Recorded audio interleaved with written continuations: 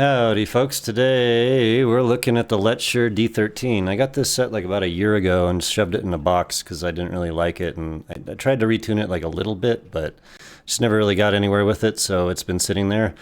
Pulled it out of the box and started messing around with it. You can see kind of how I tried to get into the edge on this guy right here, the seam. Wanted to get to the back of the driver there. And I did it on the other side. Here's the driver. It is a big monster driver, 13 millimeters dynamic driver. That's a big boy. And it's also one of the strongest magnets I've ever seen on any driver ever. Watch this. Oh,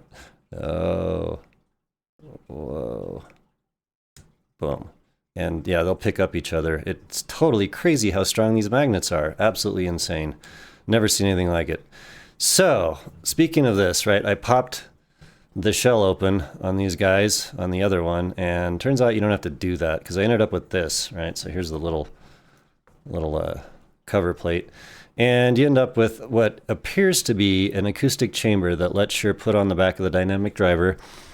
And it's also got like a little tiny hole in the top, and I stabbed it a bunch of times. There's little holes in it, but you know, the last time I pulled it out, I'm like, this really, you know, this is like more like an acoustic chamber, like that's on the back of a speaker.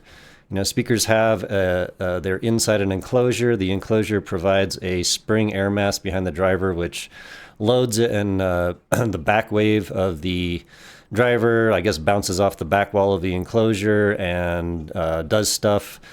I don't know all the details, but basically we have an acoustic chamber. So I'm sitting here going like, well, all right, instead of like messing around with the vent, what if I just block this thing, right? Turn this into an actual chamber. And then I graphed that and it was like, that's kind of cool, nothing special.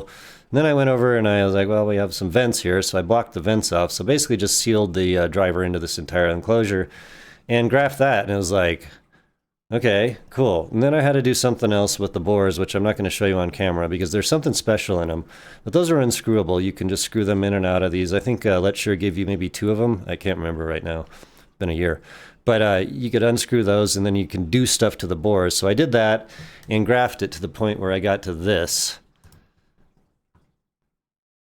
And that is crazy. That is a fully flat graph. Like fully. I'm not smoothing that either. You can see like a little divot in the top end of the graph here where there's like maybe a fleck of dust or something on the driver membrane.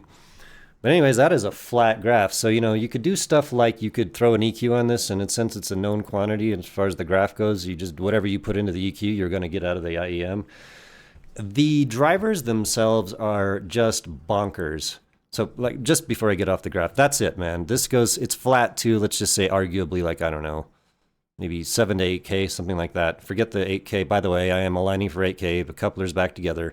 There's our 8K peak. This is compatible with any other graph on the internet, just to mention that. And so, yeah, we definitely have a slope down, but I think probably I don't know. It's hard to say, but you could, you know, basically it sounds like a very natural replay and a natural styled treble.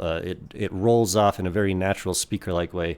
As far as the way the sound works on these things, it actually sounds more like studio monitors, probably like 2 to 3 feet from the sides of your head, literally on the left and right of you, completely on the sides, not in the front. And it has a really, really special mojo. The driver is really fantastic. Stage is just incredible on them.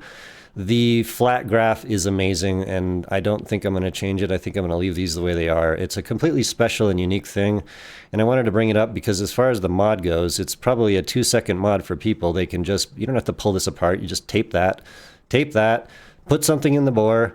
Hopefully you have some ears on you and you can tell when you get to something flat or you have a graph or something, but that's what you do, and it's a super simple mod, and you end up with something that's pretty special and pretty amazing. Wanted to bring it up. Right on, and I'll talk to you in the next one.